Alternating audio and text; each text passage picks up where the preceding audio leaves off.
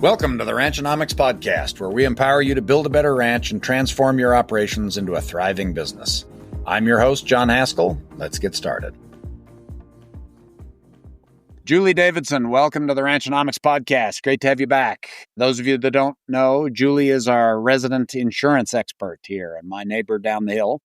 And today I want to talk about premiums and deductibles and how to think about the costs of insurance and how to think about managing risk. So, Julie, I'll give that to you as an intro. You can jump in as you see fit. Thanks very much. Thanks for having me again. You bet. Great to have you here. Yeah. So a common thing that I see with a lot of farm ranch customers, and my colleagues also in the industry with different carriers see the same, is folks that have a farm ranch policy in place, oftentimes have had it in place for decades with the same agent, just haven't made it in or made time to come in and review their coverage and their policies. And maybe they have a thing of the past, which is a $500 deductible. Oftentimes they'll have a $1,000 deductible. And that is really, in my opinion, something that is overlooked often as a cost-saving tool. And your agent with any carrier should be able to estimate your savings for you if you want to consider changing your deductible on your farm ranch coverage or homeowners coverage, whatever you have. And it is just a really great way to lower your premiums. Say if you have that $1,000 deductible in place and you're like, holy cow, I didn't realize it was that low. You know, I am doing okay with savings and I can easily save a $10,000 deductible over time. Do that or at least educate yourself on what would that do to my annual premium. And I think you'll be pleasantly surprised the difference that would make. It doesn't have to be $10,000, but you can change it. Different carriers have different levels, usually in $1,000 or $1,500 increments. And again, the assumption is almost always, and it's not 100% this way, but the higher the deductible, the lower the premium, right? Yeah. And I would say you'd be safe to say that's always the case. Okay. And sometimes it's not necessarily linear, though, right? Because when I price mine out, I often will check multiple deductible levels, and it might go up $10 to add $1,000. It might go down $10 to add $1,000 in deductible, or it might go down $300 to add $1,000. Right there, there's some weird math there.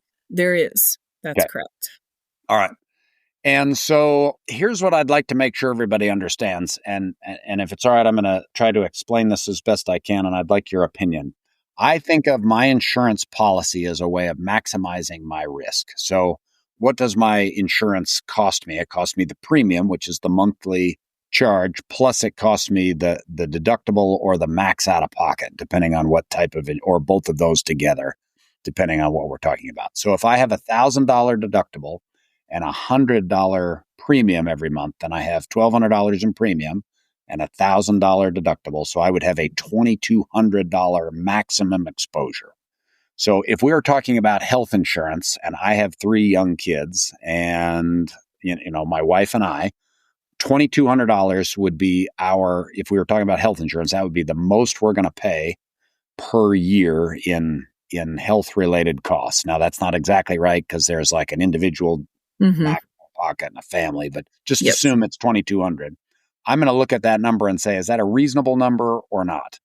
If I wanted to raise my deductible to $2,000, that might reduce my premium to, let's say, $50 a month. And I'm just using round numbers so I can do it in my head. So then I have $600 a year in premium plus the $2,000. So now I'm at $2,600 total max out of pocket. And to my mind, my risk profile, and I'll just tell you, I go to the emergency room or the primary care thing with my kids, I would say not monthly, but it's probably 4 times a year. Somebody's either broken something or we have an ear infection or whatever. That happens multiple times per year. If I'm going to pay for those individually, they're probably going to be $500 a trip. So I'm probably doing pretty well at the $2,200. Does that make sense? Am I thinking about that correctly? You are on the healthcare side, yes. Okay. Let's talk about it with regard to something like car insurance. Tell us more there. Okay. So with car insurance, it depends on your carrier. Some carriers write a car insurance policy that is just a 6-month policy, which gives the carrier the opportunity to review things like your driving record, your insurance score, all of the things that make up your premium and your claim history, accidents, all of that. So that gives them a more frequent opportunity to adjust your rate appropriately, up or down. And oftentimes, if you haven't had anything at all on your insurance score or your claim history, a lot of times it will stay within a few cents, literally, of the same price. Okay. Some carriers, Probably doesn't go down though, right? I do see it go down. Oh, okay. Yeah, pleasantly. Yeah. Good to know. Yeah. Now, on farm ranch vehicles, a lot of times, most of those, if they have a flatbed or have, bale feeder or something on them, they have to be written as a commercial vehicle. Most of those policies with most carriers are an annual policy. And in my opinion, I think that is more common because their use is just so much different. A lot of ranches will have 5 pickups that barely ever leave the place. They're just running around the place hauling hay or whatever, or feeding. Yep. So they do take that into account and likely factor that into only looking at the adjustment once a year. So that's the frequency choices for your premium to be adjusted. And then as far as your deductible, you should use your agent as a counsel before turning in any claim for any damage. Yeah. And weigh that value of turning that claim in with, what you can stand to pay out of pocket. A lot of people think, gosh, I had an accident. Now I have to use my insurance. You really don't. You have that conversation with your agent. They should be able to counsel you on that, or have it with me, whatever. You still are in control of your decision. You make your decision to turn the claim in or not, to pay it out of pocket or not. But it's very much worth weighing that opportunity. Yeah. Okay. So even after we've made the initial decision just in selecting the policy and the premium level and all that, with each incident, we're still going to make a decision about should we submit a claim or should we Yes, definitely. Yep. not. All right. Very good. That's why you're paying your agent or using your agent is, so you can have access to that counsel to help you make an educated decision. Running a ranch is more than just hard work. It's about vision, strategy, and execution. That's why ranching.fyi exists, to help ranchers make smarter decisions every day. With access to cutting-edge resources, online forums, and events tailored to the challenges ranchers face, ranching.fyi helps you stay ahead of the game. If you're ready to grow your operation and connect with other ranchers, head over to ranching.fyi today and see how this platform can transform your business. Now, with car insurance, vehicle insurance, property insurance, we are often talking about, instead of like a max out of pocket like we do with health insurance, often there's like a per incident deductible or out of pocket, correct? That is correct. So we don't have an out of pocket maximum that's payable. Most carriers that I'm familiar with do not. But there is a limit that you select yourself for your liability coverage. And that's probably a whole other subject because that can get pretty into the weeds. So that does have a limitation that is very specific per person and per accident. So for the vehicle damage, you are selecting your deductible. You still have control over whether or not you use your coverage. As far as the valuation of your vehicle, there is not, with normal private passenger use or farm ranch use, there is not assigned vehicle limit. So most carriers will, if you total your pickup with a deer hit or something, and the insurance company says it's a total loss, they're going to typically search for comps in your area, comparisons of similar vehicles, hopefully the same year, make, and model, with similar mileage, similar features. And a lot of times in our area where you and I live, they have to broaden that search because, there's not many of us. There are 2 for sale in the entire, yeah. Yeah. So they have to broaden their search to where they can find a fair value for you. And, they settle that with you, with your approval.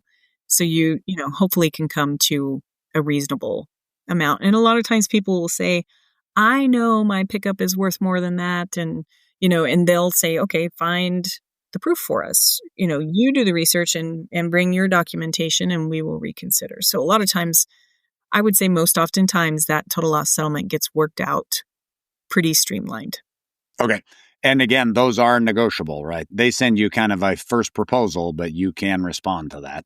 They may or may not listen to your response, but you don't necessarily have to accept that as gospel right off. That is correct. There's conversations to be had before you sign that settlement. Yeah, very good. Okay, the other thing that we probably should touch on here too. So before we leave this though, what you're saying is there isn't necessarily a max. You can't cap your risk with auto insurance and property insurance the way you can with health insurance, right? My max out of pocket with health insurance is generally my max out of pocket. But if I'm totaling a vehicle a month here, then that cost is just going to keep going. Correct. So, I'm glad you asked that. That's a very good question. So claims are based on the date of loss and what the instance is. So I had this poor guy the other day. He said, Julie, I think the Wyoming wildlife is out to get me, literally. Yeah, we've all been there. Yeah, I said, what has happened? And he said within a period of 3 weeks, he hit a family of raccoons, damaged the underneath, the spoiler, and a couple other things. About 3 days later, he hit a deer, which probably did the most damage. Yeah. And then he went on vacation and cleaned his car up very nicely before he left and came home to find the turkeys had really had a problem with their own reflection in his nice clean vehicle. So he poor said, guy. what are my options? I know I don't want to turn in 3 claims. I said, well, that's very good because you're correct. You do not want to do that within a 3-week time span. I think that would not go well. So what I counseled him was go get an estimate from your body shop and ask them to separate each damage because each is a separate cause of loss. Each happened on a different date. So technically those would be 3 claims and you certainly don't want to do that if you can avoid it at all. So he was going to do that and then take the most expensive one and then decide after applying his deductible if it's worth turning in. Yeah, good. So you can't tell the insurance company that, look, I hit this group of raccoons, took out the radiator. I wound up, as I was pulling off to the side, I hit a deer. And then while I was waiting on the side of the road, the turkeys attacked. So really, it's all one. You can sure try that, but it wouldn't go very far. I love it. Our turkeys that love town here are pretty hilarious. My kids apparently repeat what my wife says a lot. She had mentioned to the turkeys one time, she'd said, get out of the road, turkeys. So now every time my kids see turkeys in the road, they say, get out of the road, turkeys. So, yeah, good advice. Pretty funny. Anyway, okay, so Julie, let's jump into, as I understand it, there are kind of 2 types of coverage when it comes to property types insurance, where I can have full replacement cost or I can have what you'd call like fair market value. It's actual cash value typically. Okay, great. Tell us about the difference between those. Why are they important? Why would I consider one type of policy or another? Okay. So we'll talk first specifically about homeowners coverage. Okay, It great. would be me. I live in Dayton. I own my home and have it insured. So I would never consider, and most carriers would never counsel you to insure your home at actual cash value unless you just don't care and don't plan to replace it and understand the risk that you're taking. So I would say 100% of home policies that I see have replacement cost value. And what that means is your carrier should be doing a construction rebuild estimate using construction software or some type of method of calculating. Some of them use a square footage base with a price in the area per square foot. But somehow they have to justify the amount of coverage that they're recommending for you. Okay, so let's say the coverage level their estimate has come up with for your house is $500,000. And you have, in addition to that coverage that you're paying for, most carriers give you an additional endorsement at no cost for an additional 20 to 25% more of that base coverage amount. Okay, so in the event you can't rebuild for $500,000, you would have access to that additional 20 to 25% also. You can also get an endorsement with most carriers for up to 50%. So that's a choice as well, but you're paying for that.